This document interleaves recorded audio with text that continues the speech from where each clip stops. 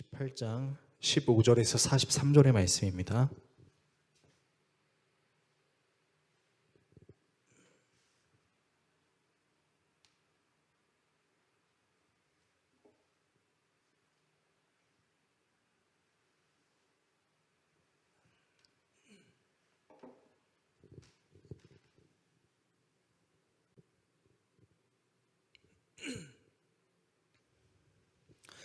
구약성경 125페이지 정도에 있는 출애굽기 28장 15절에서 43절의 말씀을 한 절씩 교독하시고 마지막 절은 같이 읽도록 하겠습니다.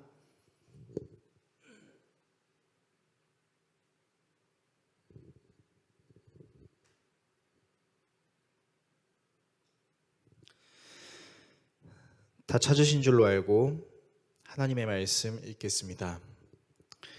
너는 판결 흉패를 에봇 짜는 방법으로 금실과 청색, 자색, 홍색실과 가늘게 꼰 배실로 정교하게 짜서 만들되 길이와 너비가 한 뼘씩 두 겹으로 네모 반듯하게 하고 그것에 네 줄로 보석을 물리되 첫 줄은 홍보석, 황옥, 녹주옥이요 둘째 줄은 석류석, 남보석, 홍만호요 셋째 줄은 호박, 백만호, 자수정이요 넷째 줄은 녹보석, 호만호, 벽옥으로 다금태에 물릴지니 이 보석들은 이스라엘 아들들의 이름대로 12이라 보석마다 12지파에 한 이름씩 도장을 새기는 법으로 새기고 순금으로 녹근처럼 딴 사슬을 흉패 위에 붙이고 또 금고리 둘을 만들어 흉패 위 곧 흉패 두 끝에 그 두 고리를 달고 따은 두 금사슬로 흉패의 두 끝 두 고리에 꿰어 매고 두 따은 사슬의 다른 두 끝을 에봇 앞 두 어깨바지의 금태에 매고 또 금고리 둘을 만들어 흉패 아래 양쪽 가 안쪽 곧 에봇에 닿은 곳에 달고 또 금고리 둘을 만들어 에봇 앞 두 어깨바지 아래 매는 자리에 가까운 쪽 곧 정교하게 짠 띠 위쪽에 달고 청색 끈으로 흉패 고리와 에봇 고리에 꿰어 흉패로 정교하게 짠 에봇 띠 위에 붙여 떨어지지 않게 하라. 아론이 성소에 들어갈 때에는 이스라엘 아들들의 이름을 기록한 이 판결 흉패를 가슴에 붙여 여호와 앞에 영원한 기념을 삼을 것이니라. 너는 우림과 둠밈을 판결 흉패 안에 넣어 아론이 여호와 앞에 들어갈 때에 그의 가슴에 붙이게 하라. 아론은 여호와 앞에서 이스라엘 자손의 흉패를 항상 그의 가슴에 붙일지니라. 너는 에봇 받침 겉옷을 전부 청색으로 하되 두 어깨 사이에 머리 들어갈 구멍을 내고 그 주위 갑옷 깃같이 깃을 짜서 찢어지지 않게 하고 그 옷 가장자리로 돌아가며 청색, 자색, 홍색 실로 석류를 수놓고 금방울을 간격을 두어 달되 그 옷 가장자리로 돌아가며 한 금방울, 한 석류, 한 금방울, 한 석류가 있게 하라. 아론이 입고 여호와를 섬기러 성소에 들어갈 때와 성소에서 나올 때에 그 소리가 들릴 것이라. 그리하면 그가 죽지 아니하리라. 너는 또 순금으로 패를 만들어 도장을 새기는 법으로 그 위에 새기되 여호와께 성결이라 하고 그 패를 청색끈으로 관 위에 매되 곧 관 전면에 있게 하라. 이 패를 아론의 이마에 두어 그가 이스라엘 자손이 거룩하게 드리는 성물과 관련된 죄책을 담당하게 하라. 그 패가 아론의 이마에 늘 있으므로 그 성물을 여호와께서 받으시게 되리라. 너는 가는 배실로 반포 속옷을 짜고 가는 배실로 관을 만들고 띠를 수놓아 만들지니라. 너는 아론의 아들들을 위하여 속옷을 만들며 그들을 위하여 띠를 만들며 그들을 위하여 관을 만들어 영화롭고 아름답게 하되 너는 그것들로 내 형 아론과 그와 함께한 그의 아들들에게 입히고 그들에게 기름을 부어 위임하고 거룩하게 하여 그들이 제사장 직분을 내게 행하게 할지며 또 그들을 위하여 배로 속바지를 만들어 허리에부터 두 넓적다리까지 이르게 하여 하체를 가리게 하라. 같이 읽습니다. 아론과 그의 아들들이 회막에 들어갈 때나 제단에 가까이 하여 거룩한 곳에서 섬길 때에 그것들을 입어야 죄를 짊어진 채 죽지 아니하리니 그와 그의 후손이 영원히 지킬 규례니라. 아멘. 오늘 여러분과 함께 출애굽기 강의 46번째 시간 그리스도인으로 살게 하시는 은혜라는 주제로 하나님의 말씀 나누도록 하겠습니다. 지난주부터 여러분과 하나님께 예배를 행하는 제사장들이 입을 의복을 묵상하고 있는데요. 잠시 지난주 내용을 좀 돌아보자면 하나님께서 제사장들에게 입으라고 명령하셨던 그 의복의 의미는 하나님 자신이 영화롭고 아름다운 존재이듯 하나님께 예배하는 자 역시 영화롭고 아름다운 존재로 하나님께서 여기시기 위함이라는 것을, 그리고 제사장이 입는 그 의복의 어깨 부분에 달려있는 두 보석에는 야곱의 12 아들의 이름이 새겨져 있었는데 그 이유는 제사장이 하는 예배의 행위는 단순히 제사장 혼자서 경건 활동을 하는 것이 아니라 이스라엘의 모든 사람들을 대표하고 이스라엘의 모든 사람들이 제사장과 함께 하나님께 예배하는 것이다 라는 것을 우리는 지난주에 나눴습니다. 오늘은 여러분과 제사장 의복의 부분들 중에 판결 흉패, 그리고 그 흉패 안에 들어가 있었던 우림과 둠밈, 그리고 이마에 달고 있었던 순금패와 에봇의 밑부분에 달려있는 성류와 금방울, 그리고 제사장이 입어야 하는 속옷에 대해 다루고 있습니다.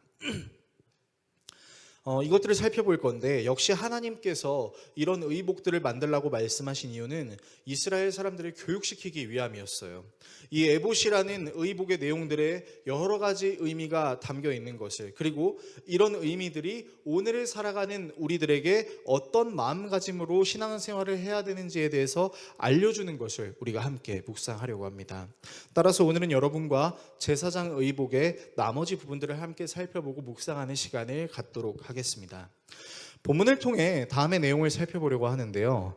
먼저 판결 흉패와 우림과 둠밈에 대해 살펴보겠습니다. 그리고 성류와 금방울, 순금패, 속옷에 대해 살펴보겠습니다. 마지막으로 그리스도인으로 살게 하시는 은혜에 대해 살펴보겠습니다. 판결 흉패, 우림과 둠밈, 그리고 성류와 금방울, 순금패와 속옷, 그리고 그리스도인으로 살게 하시는 은혜, 이 세 가지 내용을 함께 살펴보고 기도하겠습니다. 첫 번째, 판결 흉패와 우림과 둠밈입니다. 자, 오늘도 우리가 굉장히 긴 구절을 함께 성경 봉독을 했는데요. 이 성경 봉독만으로는 여러분이 제사장의 의복이 어떻게 생겼는지 전혀 가늠하실 수 없을 것입니다. 그래서 이 말씀에 의거해서 만들어낸 제사장 의복의 상상도를 다시 한번 좀 간략하게 사진을 보면서 좀 살펴보려고 합니다. 자, 보시는 바와 같이 저것이 이제 성경에서 나오는 그 제사장의 예복, 에봇을 이제 보여주고 있는데요. 먼저 제사장이 입고 있는 저 앞치마 같은 옷이 에봇입니다. 그리고 저 에봇의 가운데 이 사람의 가슴 쪽에는 흉패가 달려 있습니다. 이게 판결 흉패인데 이 흉패에는 12가지 보석이 3개씩 4줄로 달려 있는 것이죠. 그리고 이 보석에는 이스라엘의 12지파의 이름이 새겨져 있습니다. 그리고 지금 저 사진에는 보이지 않는데 이 흉패 안에 제사장이 가슴에 붙이고 있는 것이 있었어요. 다음 사진을 보면요. 이것이 바로 이제 우림과 둠밈입니다. 이제 왼쪽에 있는 게 우림, 그리고 오른쪽에 있는 게 둠밈입니다. 이 우림과 둠밈은 빛과 완전함이라는 뜻을 가지고 있는데요. 이것으로 이제 제사장이 일종의 제비 뽑기들을 했습니다. 그 내용은 이따가 살펴보고요. 그리고 다시 전 사진으로 돌아와서 제사장의 의복을 보시면은 저 파란 옷 주변에 이제 흰 옷이 보이는데 이 흰 옷이 바로 속옷입니다. 근데 이 속옷이 어디까지 늘어져 있냐면은 제사장의 발에 완전히 닿을 정도로 늘어져 있어요. 그래서 제사장이 저 의복을 입으면은 제사장의 하체가 아예 보이지가 않습니다. 그리고 제사장이 쓰고 있는 저 관의 이마의 부분에는 순금패가 달려 있는데 순금패에는 어떤 문자가 있었냐면 여호와께 성결이라는 문자가 각인이 되어 있었어요. 자, 이 제사장의 의복들을 이제 우리가 다룰 건데 이 내용들 중에서 먼저 판결 흉패와 우림과 둠밈을 좀 살펴보겠습니다. 자, 본문 29절에서 30절에는 이 내용들이 기록되어 있는데요. 아론이 성소로 들어갈 때에는 이스라엘의 아들들의 이름이 새겨진 판결 가슴바지를 가슴에 달고 들어가게 하여 이것을 보고 나 주가 언제나 이스라엘을 기억하게 하여라. 판결 가슴바지 안에 우림과 둠밈을 넣어서 아론이 주 앞으로 들어올 때 그것을 가슴에 지니고 들어오게 하여라. 아론은 주 앞에서 이스라엘 자손의 시비를 가릴 때에 언제나 우림과 둠밈을 가슴에 지녀야 된다. 자, 말씀을 보시면요. 대제사장인 아론이 하나님께 예배하기 위해서 성소에 들어갈 때 반드시 착용해야 되는 게 있었습니다. 그것이 무엇이냐면 이 판결 흉패였어요. 이 판결 흉패에는 이스라엘의 12지파의 이름들이 새겨져 있었습니다. 그러니까 아론이 이 판결 흉패를 달고 하나님께 예배를 하러 갈 때 그 행위는 아론이 12지파를 대표하는 존재이자 12지파의 모든 생각과 마음을 자신의 가슴에 품고 하나님께 나아가는 것을 의미하는 겁니다. 그리고 이 12지파는 보석에 새겨진 이유가 바로 하나님께서 이 12지파를 보석과 같이 존귀하게 여기신다라는 것이죠. 즉 하나님께서 판결 흉패를 입고 오는 이 아론을 보실 때 아론만 보시는 것이 아니라 아론을 볼 때 모든 이스라엘 사람들을 다 보시고 아론 역시 모든 이스라엘과 함께 하나님께 예배하러 가는 것임을 이 판결 흉패가 의미하는 것이죠. 또한 흉패 안에 아론이 붙이고 있었던 우림과 둠밈은 빛이시며 완전하신 하나님 앞에서 이스라엘 사람들이 가지고 있는 아주 중요한 문제의 시비를 가를 때 사용했습니다. 여러분, 이 우림과 둠밈을 제사장들이 어떻게 사용했냐면요. 단순히 가벼운 문제로 사용하지 않았습니다. 그러니까 이스라엘이라는 나라의 안녕과 이스라엘이라는 나라의 어떤 위기나 어려운 문제가 닥쳐왔을 때 제사장들이 이 우림과 둠밈을 가지고 하나님 앞에서 제비 뽑기를 했었어요. 하나님, 지금 이런 일이 일어났는데 우리가 어떻게 해야 됩니까? 하나님, 지금 이 일이 우리에게 하나님의 은혜입니까? 아닙니까? 이런 것들을 판별하기 위해서 하나님께서 주신 것이 바로 우림과 둠밈이었다라는 것이죠. 그러니까 판결 흉패와 우림과 둠밈을 통해 알 수 있는 사실은 제사장은 이스라엘의 모든 사람을 대표하는 존재이자 이스라엘의 모든 사람과 함께 하나님께 예배하러 가는 것. 그런데 이스라엘의 모든 사람을 군림하는 존재라기보다는 이스라엘의 모든 사람들과 함께 하나님께 나아가야 되는 영적인 리더였다라는 점. 그리고 우림과 둠밈은 단순히 점을 치는 수단으로 이용하는 것이 아니라 이스라엘이 언제나 어디서나 늘 하나님의 뜻을 품고 살아가라는 존재라는 개념을 담고 있는 것이지요. 그리고 이런 제사장이 입었던 의복의 판결 흉패나 우림과 둠밈은 바로 오늘날 존재하는 모든 교회가 가지고 있어야 할 모습을 드러내기도 합니다. 여러분, 교회 가면 목사들이나 사역자들이나 또 직분자들이나 성도들이 항상 강조하는 게 있어요. 그게 뭐냐면 공동체입니다. 요즘은 개인주의가 굉장히 만연하고 어떤 개인의 그런 개인의 자유를 보장하는 것이 너무 강력하다 보니까 교회에서 공동체 활동 같이 합시다라고 말하기가 괜히 껄끄러운 것 같은 느낌이 들기도 하는데, 여러분, 그럼에도 불구하고 교회는 공동체 생활을 꼭 해야 됩니다. 여러분, 그 이유가 뭐냐면요, 삶을 살아내는 모든 그리스도인들이 함께 모여서 자신의 삶을 나누는 이유가 단순히 한 주에 어떻게 사셨어요? 무슨 일이 있었어요? 그런 수준에서 끝나는 것이 아니라 한 주라는 시간을 살아내면서 그 살아내는 가운데 내가 영적으로 부딪혔던 문제들이나 혹은 함께 하나님께 기도해야 되는 그런 문제들을 사랑하는 성도들과 함께 나눠서 그 사람의 영적인 문제를 나의 영적인 문제로 삼아 함께 하나님께 묻고 기도하는 것을 하기 위해 공동체는 필요하다는 것이죠. 왜요? 아론이라는 제사장 역시 이스라엘의 모든 사람들과 함께 하나님께 예배하려고 갔던 것처럼, 그리고 모든 이스라엘의 문제를 우림과 둠밈이라는 것으로 하나님께 묻었던 것처럼, 여러분, 이미 이스라엘이 하나님께 받았던 그 명령 안에는 교회 공동체에 대한 아주 중요한 의미가 담겨져 있었다는 것이죠. 그래서 우리는 함께 공동체에서 신앙을 나누고 말씀을 나누고 기도를 나누면서 우리가 속해 있는 모든 상황과 환경 속에서 가장 붙들어야 될 존재가 하나님이라는 것을, 그 하나님께 우리가 모든 것을 묻고 간구해야 된다라는 것을, 그리고 그 하나님이 빛이시고 완전하신 분이시기 때문에 우리의 모든 문제를 해결해 주실 수 있는 존재다라는 사실을 고백하라고, 그런 차원에서 하나님께서 판결 흉패와 우림과 둠밈을 허락하셨다라는 것입니다.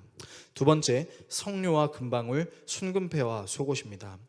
자, 이어서 석류와 금방울, 순금패와 속옷을 좀 살펴보려고 하는데요.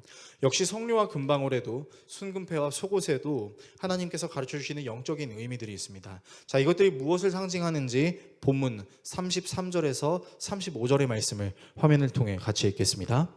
그리고 겉옷자락 둘레에는 청색 실과 자주색 실과 홍색 실과 석류 모양의 술을 만들어 달고 석류술 사이사이에 금방울을 만들어 달아라. 겉옷자락을 돌아가며 금방울 하나 석류 하나 또 금방울 하나 석류 하나를 달아라. 그리하여 아론이 제사를 드릴 때 이것을 입게 하여라. 주의 앞 성소를 드나들 때 방울 소리가 나면 그가 죽지 않을 것이다. 자, 말씀해 보시면 이 제사장이 입어야 할 그 옷의 밑부분에 석류와 금방울이 달려 있었습니다. 그리고 이 제사장이 걸음을 할 때마다 그것이 부딪혀서 짤랑짤랑 소리를 내는 것이죠. 그런데 이 짤랑짤랑 소리를 내는 것이 가지고 있는 의미가 있는데, 바로 아론이 매우 깨끗하고 거룩한 모습으로 하나님 앞에 예배해야 된다라는 것을 의미합니다. 여러분, 실제로 이제 그 구약 율법에 있는 미시나나 레위기에 있는 말씀들을 보면 이 제사장이 속죄일이나 대속죄일에 사역을 하기 위해서 항상 준비했던 게 있었어요. 먼저 무엇을 했냐면 자기 자신을 위한 속죄의 제사를 드렸습니다. 내가 하나님께 예배하러 가기 전 나에게 죄의 문제가 있지는 않는지를 살펴보는 거죠. 그리고 나에 대한 제사를 마친 다음에는 무슨 제사를 하느냐? 바로 자신의 집안 사람들을 위한 제사를 드렸습니다. 나뿐만이 아니라 나와 깊은 관계를 맺고 있는 이 가정에도 죄가 있다면 하나님 그 죄를 사하여 주십시오라고 제사를 드리는 거죠. 그럼 제사를 드리면 끝날까요? 그렇지 않습니다. 이 제사장들이 하나님께 그 예배를 하기 위해서 했던 행위가 무엇이냐? 그냥 손과 발만을 씻는 것이 아니라 자신의 몸을 물에 풍덩 담굽니다. 그리고 아주 세밀하고 깨끗하게 씻는 거죠. 그렇게 모든 부분을 씻고 난 뒤에 이 에봇이라는 것을 입고 하나님께 예배하러 갑니다. 요즘에는 이제 예배하러 올 때 머리 안 감고 오시는 분들도 계시고 복장도 되게 추리하고 추리닝 입고 오시는 분들도 계세요. 그럴 수 있는 이유는 이따가 제가 말씀드릴 거지만, 여러분 사실 구약 시대 때 그렇게 예배를 하는 것은 상상조차 할 수 없던 일이었습니다. 하나님께 예배하기 위해선 내 죄의 문제를 먼저 해결해야 됐고 내 몸과 내 마음을 깨끗하게 만드는데 열중해야 됐었어요. 그러니까 하나님께 예배하러 갈 때마다 이 제사장들이나 대제사장들이 갖고 있었던 마음이 뭐였겠어요? 긴장이었습니다. 하나님께 예배하는 게 마음이 편치만은 않았던 것이죠. 이 하나님, 거룩하시고 깨끗하신 하나님께 예배하기 위해서 나는 엄청난 준비를 해야 되는 겁니다. 왜냐고요? 준비하지 않았으면, 죄가 씻겨지지 않았으면 어떻게 될까요? 짤랑짤랑 거려야 되는 석류와 금방울 소리가 안 들릴 수 있었기 때문이죠. 하나님을 만나러 가는 그 자리에서 준비되지 않은 제사장은 죽음을 당했기 때문에, 그래서 제사장들이 성소나 대제사장이 지성소에 갈 때는 항상 발목에다가 줄을 달았습니다. 짤랑짤랑 소리가 들리면 거룩하게 예배가 진행이 되고 있구나 생각할 수 있지만, 짤랑짤랑 소리가 들리지 않으면 이 사람은 거룩하지 못했구나, 그 매달은 줄로 질질 끌고 나왔어야 됐어요. 이어서 순금패를 살펴보겠습니다. 본문 36절에서 38절의 말씀 같이 읽어보겠습니다. 너는 순금으로 패를 만들어서 그 위에 인장반지를 새기듯이 주님의 성직자라고 새겨라. 이것을 청색실로 꼰 끈에 매어서 제사장이 쓰는 관에 달되 그것이 관 앞쪽으로 오게 하여라. 이것을 아론의 이마에 달게 하여 이스라엘 자손이 거룩한 예물을 드릴 때에 그 거룩한 봉헌물을 잘못 드려서 지은 죄를 그가 담당하도록 하여라. 그는 그것을 늘 이마에 달고 있어야 한다. 그러면 그가 바치는 예물을 나 주가 기꺼이 받아줄 것이다. 여러분, 제사를 집례하는 제사장들은 항상 관을 쓰고 있었어요. 근데 그 관에는 이마에 여호와께 성결하라라는 문장이 기록되어 있었습니다. 그리고 항상 그 이마에 붙어져 있는 그것으로 제사장들은 하나님께 드려지는 제물을 받았어요. 그러니까 사람들이 하나님께 제사를 드리기 위해서 제물을 갖고 왔을 때 그 제물이 반드시 통과해야 될 절차가 있었는데, 그것이 무엇이냐면 바로 거룩한 제사장의 시선을 통해서 통과가 되어져야 되는 것이죠.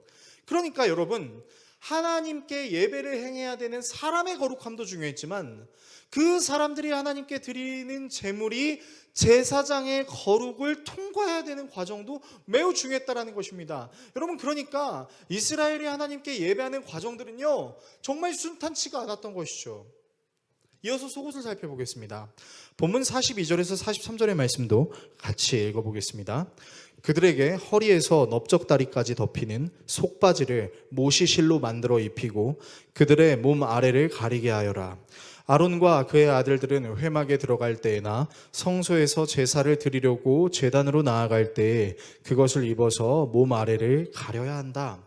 몸 아래를 노출하는 죄를 지으면 죽는다. 이것은 그와 그의 자손이 지켜야 할 영원한 규례이다. 자, 여러분은 이 말씀을 보시면서 무슨 생각이 드십니까? 그러니까 당시에 이스라엘 사람들이 입고 있었던 옷은 치마의 형태였어요. 그리고 이제 트임이 있었기 때문에 이제 걷게 되면 이제 하체가 보이게 되는 경우가 있어서, 여러분, 유대인들 중에서도 어른들은요 뛰지 않았습니다.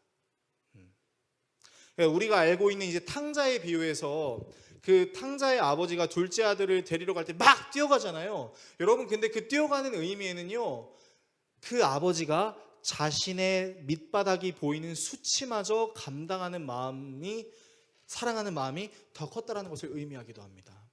그러니까 유대인들은 자신의 하체를 드러내면 안 됐어요.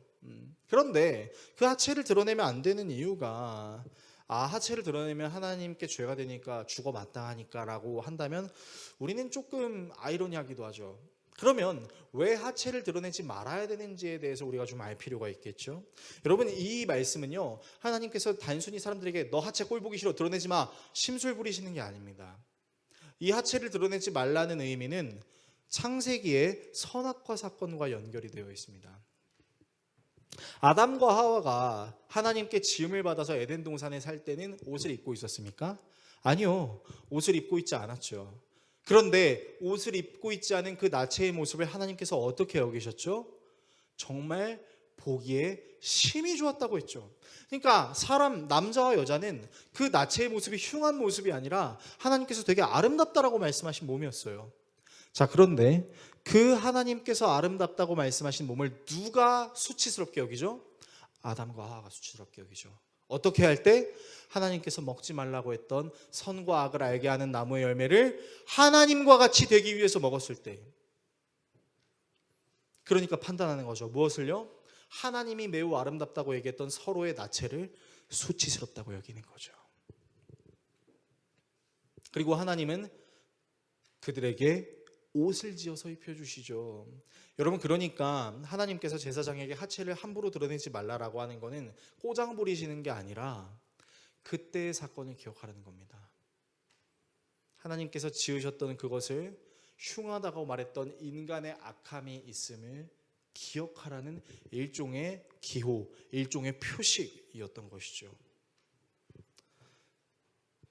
그래서 이스라엘 사람들은 이 하체를 가리라는 하나님의 말씀을 들었을 때 그때의 사건을 떠올렸고 그 사건을 자기들의 죄의식으로 삼았을 것이라는 거죠. 그래서 여러분, 성료와 금방울, 순금패, 그리고 제사장의 속옷, 이 모든 것들이 가지고 있는 공통점이 있습니다. 무엇이죠? 바로 하나님 앞에서 거룩하게 나가는 것입니다.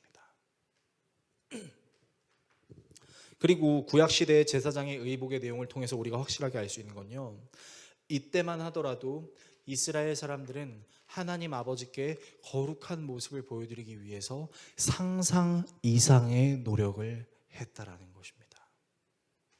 뭔가 좀 신기하지 않습니까? 우리는 지금은 그렇게까지 하진 않잖아요. 재밌는 논쟁들이 있죠. 교회에 올 때 크록스를 신고 와도 되냐? 크록스를 신고 오면 안 되냐? 이런 논쟁들이 있습니다, 여러분. SNS에 보면 쉽지 않게 볼 수 있어요. 교회에 올 때 추리닝 입고 와도 되냐? 안 되냐? 목사가 염색을 해도 되냐? 안 되냐? 뭐 이런 재밌는 논쟁들이 있습니다.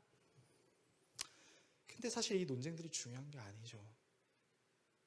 우리의 과거의 신앙의 선배들은 얼마나 하나님 앞에 거룩하기 위해서 애를 썼는지, 그들이 정말 생각하고 있었던 거룩의 무게감이 얼마나 무거웠는지 우리는 오늘 본문을 통해 조금은 생각해 볼 필요가 있다라는 것입니다. 세 번째, 그리스도인으로 살게 하시는 은혜입니다. 오늘의 말씀을 우리의 삶에 어떻게 적용해야 할까요? 제사장이 입고 있던 이 에봇의 내용들을 통해 우리는 크게 두 가지 내용을 함께 묵상할 수 있을 것 같아요. 첫 번째는요, 신앙생활은 결코 혼자서 하는 것이 아니라 함께 하는 것이라는 것을, 그리고 두 번째는 신앙생활은 하나님 앞에서 거룩해야 할 막중한 의무가 있다라는 것입니다. 자, 신앙생활을 혼자 하는 것이 아닌 것에 대해 말씀드리겠습니다. 자, 일단 신앙생활은 단도직입적으로 말씀드리겠습니다. 절대로 혼자 할 수 없습니다. 신앙생활을 혼자 할 수 없는 이유는 신앙생활은 하나님 아버지의 뜻을 마음에 품고 살아가는 것이기 때문입니다. 자, 이 말이 여러분 당장 나가서 우리가 전도해야 됩니다. 예수 그리스도의 도를 전해야 됩니다. 사람 한 명 한 명을 빨리 교회에 끌고 와야 됩니다 라는 차원으로 말씀드리는 것이 아닙니다. 물론 하나님의 도를 우리가 전해야 되는 것은 중요하지만 그 방식이 폭력적이고 강제적이어서는 안 될 것이죠. 오히려 내가 하나님을 얼마나 사랑하고 있는지, 내가 하나님의 사랑하심을 얼마나 누리고 살아가고 있는지를 내가 확신할 수 있느냐, 확신할 수 없느냐에 따라 우리의 신앙생활은 더불어 함께하는 것인지 아니면 나 혼자 하는 것인지가 결정될 수 있습니다. 자, 흔히 거룩한 신앙생활을 하기 위해서 모든 그리스도인들이 꿈꾸는 내용 중에 이런 내용이 있어요. 어떤 내용이냐면요, 어떻게 하면 내가 하나님의 영광을 올려드릴 수 있을까에 대한 고민입니다. 그렇지 않습니까? 내가 살고 있는 이 세상에서 하나님이 얼마나 위대하신지, 하나님이 얼마나 전지전능하신지를 드러내는 것은 사실 되게 기쁘고 행복한 일이긴 하죠. 자, 그렇다면 하나님께서는 무엇을 통해 영광을 받으실까요? 우리가 공부를 잘하고 돈을 많이 벌고 높은 자리에 올라가서 세상에 있는 사람들에게 영향력을 펼치는 것을 기뻐하실까요? 물론 하나님은 이 부분에 대해서 기뻐하시기도 합니다. 왜냐하면 정말 하나님의 능력이 뛰어나다라는 것을 증명할 수 있는 수단이 될 수 있기 때문이죠. 게으르게 살지 않고 최선을 다해 살며 좋은 성과를 내서 주변에 있는 사람들을 섬길 수 있다는 것은 진짜 아름다운 일임에는 틀림없습니다. 자, 그런데 말입니다. 만약 하나님께서 정말 그런 것만을 원하셨다면 아마 여기에 있는 저나 여러분은 어쩌면 신앙의 실패자가 될 수도 있습니다. 왜요? 우리는 오늘을 사는 걸 사실 너무 힘겨워하기 때문입니다. 여러분 살면서 한 번도 근심과 걱정 없이 살아보신 적이 있으신가요? 심지어 여러분 우리는 언제도 불안함을 느끼는지 아세요? 여러분이 너무 잘 될 때 우리는 불안함을 느끼기도 합니다. 어떤 불안함이요? 너무 잘 되니까 아니 내가 살면서 이렇게 잘 되는 걸 경험하지 못했는데 설마 평생에 있는 운을 지금 이 자리에서 한꺼번에 다 써버리는 건가? 그러면 나중에 내 삶은 어려워지고 힘들어지게 되는 건가? 여러분 이런 이상한 염려를 해요 사람들이. 그렇지 않나요? 우리는 잘 되지 않아도 염려하고요, 잘 돼도 염려합니다. 항상 근심과 걱정을 달고 사는 사람들이에요. 얼마나 근심을 걱정을 달고 사냐면 여러분들 휴가 갈 이제 시즌이 왔죠. 그때 여러분들이 꼭 뭐 때문에 근심하는지 아십니까? 아, 내가 가스밸브 잠그고 왔나? 이것 때문에 근심합니다. 아, 내가 멀티탭에 전원을 누르고 왔나? 이런 것 때문에 또 근심해서 어떤 사람들은 돌아가기도 합니다. 물론 요즘에는 진짜 첨단 시스템이 적용이 돼서 휴대폰으로 이제 와이파이 적용해놨으니까 그걸로 끄는 경우도 있긴 하지만 여러분 사람들은 염려합니다. 그리고 하나님의 입장에서 여러분 생각해 봅시다. 하나님은 모든 만물을 창조하셨어요. 전지전능하세요. 이 우주의 밖에 존재하시는 분이세요. 그 우주의 밖에서 존재하시는 분에게 우리가 얼마나 대단한 일을 했다고 해도 그게 하나님께 크게 보일까요? 여러분, 개미가 집을 만드는 거 보고 우와 대박 엄청나게 크네라고 생각하십니까? 아니죠. 여러분들이 그냥 손 하나만 까딱하면 그 개미가 짓는 집 무너지지 않나요? 하나님이 보시기에는요, 우리가 아무리 대단한 것을 했어도요, 그것은 50보 100보이거나 도토리 키재기에도 불과할 수 있습니다. 그렇다면 하나님께서 우리에게 진짜 원하시는 것이 무엇일까요? 우리의 능력을 뽐내는 걸까요? 저는 그렇지 않다고 생각합니다. 하나님이 우리에게 영광을 받으시는 순간은 우리가 하나님께 뭔가 대단한 것을 해내는 것이 아니라 우리를 향한 하나님의 사랑이 엄청나다는 것을 우리가 알 때입니다. 하나님께서 이스라엘의 모든 사람들을 보석과 같이 사랑하시고 하나님을 예배하는 자들을 자기 자신과 같이 영화롭고 아름답게 여기시는 이것이 대단하다라는 것을 알게 되는 것. 여러분, 이 하나님의 사랑이 우리에게 감화될 때 여러분, 우리는 진짜 하나님의 사랑 때문에 자유하게 되는 거죠. 맨날 세상의 기준에 비교하고 세상의 기준에 비교해 봤을 때 나는 뭐 미치지 못하거나 중간쯤 되거나 세상의 기준보다 좀 더 나은 삶을 살고 있는 것 같아서 그것이 마치 내 삶의 척도인 마냥 생각하고 있는 그런 억압과 굴레 속에 살아가고 있는 우리들에게 하나님의 사랑이 우리에게 진정한 자유를 줄 수 있다라는 것을 깨닫는 것, 알게 되는 것. 여러분, 이것이 하나님을 영광스럽게 하는 거예요. 여러분, 그래서 성경의 사복음서에서 예수님께서 말하시는 영광의 때가 언젠지 아십니까? 여러분, 예수님은요, 그 영광의 때를 자신이 천군 천사와 함께 등장하는 것, 로마를 심판하고 자기 말을 듣지 않는 사람들을 심판하는 것이 아니었어요. 오히려 자기 자신을 멸시하고 괄시하고 심지어는 조롱하며 심판하려고 했던 그 사람들로 인해 자기의 피를 흘리시고 죽으셔야만 했던 그때를 예수님은 영광스러운 때라고 하셨어요. 여러분, 그래서 우리가 하나님을 영광스럽게 하는 건요, 내가 뭔가를 해서라는 개념이 아니라 나를 위하여 하나님께서 하신 그 사랑이 무엇인지를 진심으로 아는 그때가, 그게 하나님께 영광이 되는 것입니다. 그리고 이 하나님의 사랑은 저에게만, 여러분에게만 국한된 것이 아니죠. 모든 이에게 주어질 수 있는 것이라는 것을 알고 모든 사람에게 주님의 마음을 품고 섬기고 사랑하려고 하는 그때 하나님은 영광을 받으십니다. 하나님의 마음을 다해 뜻을 다해 목숨을 다해 사랑하는 것과 같이 내 이웃을 내 자신과 같이 사랑하는 것. 그래서 우리는 함께 모여서 하나님의 사랑을 찬양하고 하나님의 사랑이 내 삶에 어떻게 적용되었는지를 나누며 사랑과 선행으로 서로를 격려해야 되는 거죠. 그리고 심지어 여러분을 욕하는 사람이 있다고 하더라도 그 사람을 위하여서 기도할 수 있는 그것이 바로 하나님을 영광스럽게 하는 일이라는 것입니다. 제가 개척을 하면서 좀 많이 받았던 전화들이 있었어요. 저는 이제 교회 대표 전화번호를 제 핸드폰으로 착신 전환하는 시스템을 적용해 놨는데, 여러분 뭐 다른 교회들도 마찬가지겠지만 개척 교회들에는 항상 이런 전화들이 되게 많이 옵니다. 어떤 전화가 오냐면요, 여보세요 하고 전화를 받으면 안녕하세요 목사님이시죠? 딱 아픈 느낌으로 전화를 하는 거예요. 예, 맞습니다. 예, 저는 불치병을 갖고 있어서 돈도 없고 힘들고 어려운데 저 좀 도와주세요. 이런 전화가 와요. 저는 이제 하도 그런 전화를 너무 많이 받아서 사실은 이 전화가 대부분이 거짓말이라는 사실도 잘 알고 있습니다. 그래서 이제 요는 돈을 달라는 거예요. 계좌번호 알려줄 테니까 돈 달래요. 근데 재밌는 거는 꼭 이런 전화가 어떤 전화를 통해 오냐면 개인 핸드폰으로 와요. 가난하고 힘든데 핸드폰 비를 낼 수 있는 상황이 되는 것 같긴 한가 봐요. 근데 아무튼 이제 그런 사람들이 이제 전화를 하면 제가 어떻게 교회 돈을 제 마음대로 주나요? 일단은 그 사람을 교회로 오라고 하고 같이 예배하고 그 사람의 상황을 듣고 교회 성도들이랑 의논해서 결정해야죠. 교회는 제 것이 아니라 주님의 것이고 함께 이루어가는 것이 교회니까요. 그러니까 저는 그렇게 얘기하는 분들에게 꼭 이렇게 얘기합니다. 수요일 오후 8시에 주일 오전 11시에 저희 교회 예배가 있습니다.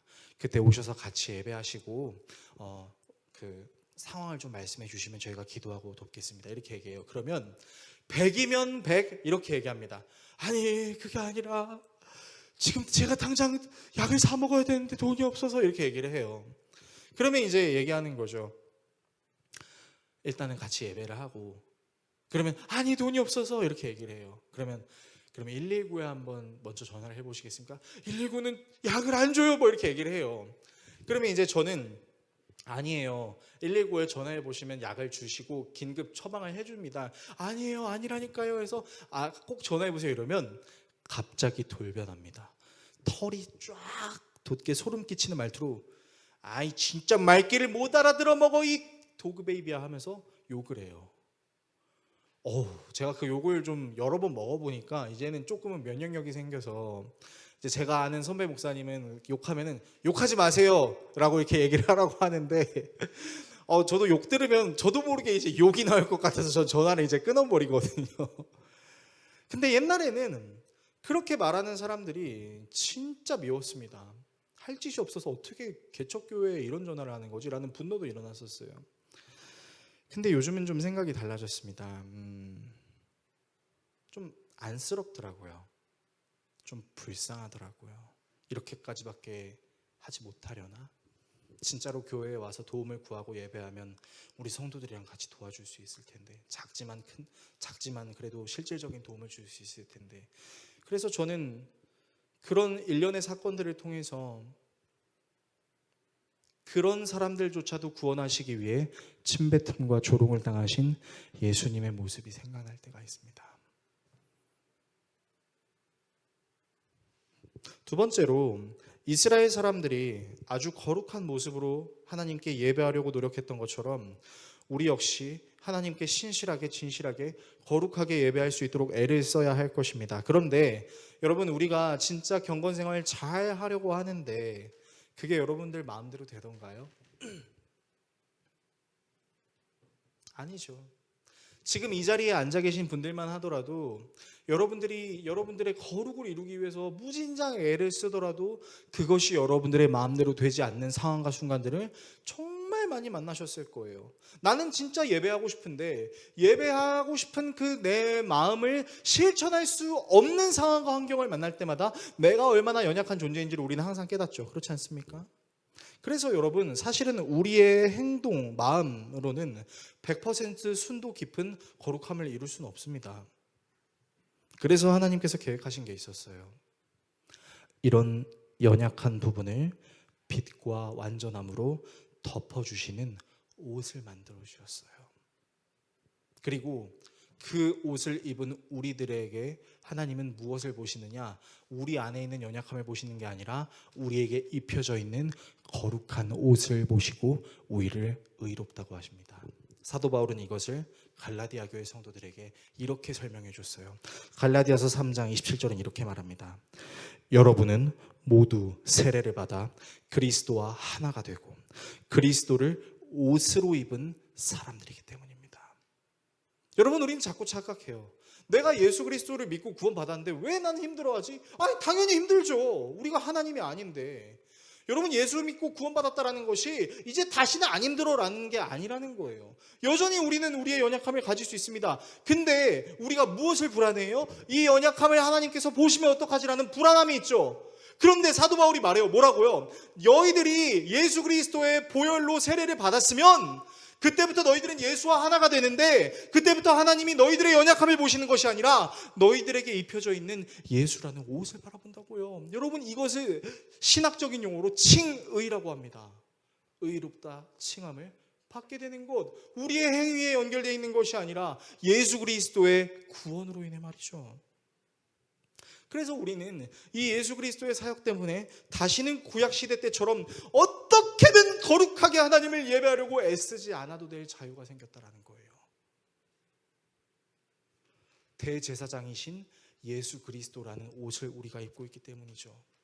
그러므로 여러분 저한테 목사님 예배 드릴 때 크록스 신고 와도 돼요? 라는 질문을 하지 마셨으면 좋겠습니다. 마음대로 하세요. 하나님이 주시는 마음대로 하세요. 그리고 누가 크록스를 신고 오더라도 함부로 정죄하지 마시고, 누가 구두를 깔끔한 것을 입고 왔다고 해서 저 사람이 참된 예배자지 라고 함부로 판단하지도 마세요. 우리에게 거룩함의 근거는 내가 어떻게 행하느냐가 아니라 나에게 씌워져 있는 예수 그리스도라는 옷 때문이라는 것입니다. 여러분, 그래서 우리는 이제 더 이상 구약시대 때 제사장이 했던 그 노력들을 하지 않아도 된다고요. 그러나 그것이 방종을 의미하는 건 아니죠. 왜요? 우리가 예수를 정말 사랑한다면, 그 예수를 깊이 생각한다면 우리는 마음대로 행동하지 않을 것이니까요. 설교를 정리하겠습니다. 사랑하는 성도 여러분, 구약시대 때 하나님은 이스라엘 사람들에게 이렇게 말씀하신 적이 있었어요. 내가 거룩하니 너희도 거룩하라 라는 말이죠. 여기서 거룩하라 라는 말을 마치 하나님이 거룩하시니까 나도 거룩하게 되어야만 해 라고 생각하는 경우들이 있습니다. 실제로 이 말씀을 유대인들이 그렇게 받았습니다. 그래서 이 사람들은 하나님의 거룩함을 완전히 흉내낼 수는 없지만 그래도 나는 하나님의 거룩함을 추구하기 위해서 노력해야 되고 진짜 열심히 노력했죠. 그것이 613명까지가 기록되어 있는 미시나의 율법에도 기록이 되어 있는 것처럼요. 그런데 이런 유대인들의 오해를 해결하시기 위해서 예수님께서 산상수훈 설교를 하신 적이 있었어요. 그 산상수훈에는 반복되는 패턴의 예수님의 메시지가 있습니다. 너희들이 들어왔던 율법은 이거지. 근데 그게 아니야. 내가 가르치는 게 진짜 율법이야. 나는 율법의 완성이야 라고 말씀하시죠. 근데 그 산상설교를 하실 때 도입부에서 예수님은 이런 말씀을 하십니다. 너희는 빛이다. 너희는 소금이다. 너희는 세상의 빛 소금이라고 말씀하십니다. 자, 여기서 여러분께 질문하고 싶은 게 있습니다. 여러분, 예수님이 유대인들에게 너희는 소금이 되어야 돼, 빛이 되어야 돼 라고 말씀하셨나요? 아니에요. 여러분, 예수님은 뭐라고 말씀하셨냐면요, 너희는 빛이야, 너희는 소금이야 라고 말씀하셨다고요. 그러니까 빛이 되어야 돼, 소금이 되어야 돼, 너희들이 빛과 소금이 되기 위해서는 이렇게 하고 저렇게 해야 돼 라고 말씀하시지 않았다고요. 이미 너희는 빛이고 소금이라고 말씀하셨다고요. 여러분, 예수님은 우리에게 목표를 주신 게 아니었어요. 무엇을 말씀하신 거죠? 회복을 선언한 거죠. 나의 말을 듣는 너희들은 이제 빛이고 소금의 모습으로 회복되었다라고 선언하신 거예요. 그러니까 여러분, 이 예수님의 말씀을 기억하면서 다시 하나님의 말씀으로 돌아와 봅시다. 내가 거룩하니 너희도 거룩해라. 여러분, 이 말씀이 어떻게 그럼 우리가 적용할 수 있을까요? 내가 거룩하니까 너희들도 거룩해야만 해, 이걸까요? 아니죠. 예수님의 말씀을 근거해서 해석해 보십시오. 그럼 뭡니까? 내가 거룩하기 때문에 너희가 거룩하다 라는 말인 것이죠. 하나님은 제사장 의복을 통해 거룩하신 하나님이 우리를 거룩하게 하신다는 것을, 그리고 예수 그리스도를 통해 우리가 거룩한 존재로 회복된다라는 사실을 알게 하시려고 했어요.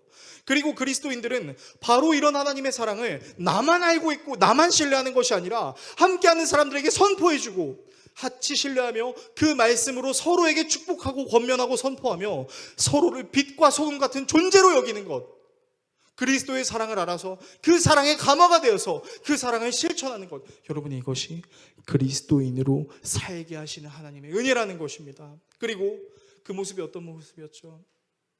바로 초대교회의 모습이었어요. 여러분, 초대교회가 뭐 화려한 성전을 지었습니까? 초대교회가 화려한 찬양을 했습니까? 초대교회가 남들이 못 먹고 남들이 못 입는 것들을 먹고 입었습니까? 아닙니다. 그들은 지극히 가난했어요. 그들은 지극히 힘들었어요. 그러나 그들의 입가에는 미소가 사라지지 않았어요. 그들의 상황과 형편이 그들을 정의해 주지 않았어요. 예수 그리스도의 사랑이 그들을 정의해 줬죠. 그리고 이런 사람들이 모여서 만들어진 교회가 안디옥 교회가 되었죠. 그리고 이 안디옥 교회는 성별과 인종을 막론하고 모든 사람들이 모였죠. 함께 예수를 나눴죠. 그리고 그 안디옥 교회에서 처음으로 예수쟁이라는 별명이 생겼죠. 그 예수쟁이라는 별명이 성경에 어떻게 기록되어 있죠? 그리스도인이라 일컬음을 받았다. 여러분, 따라서 우리는 이렇게 말할 수 있을 것입니다.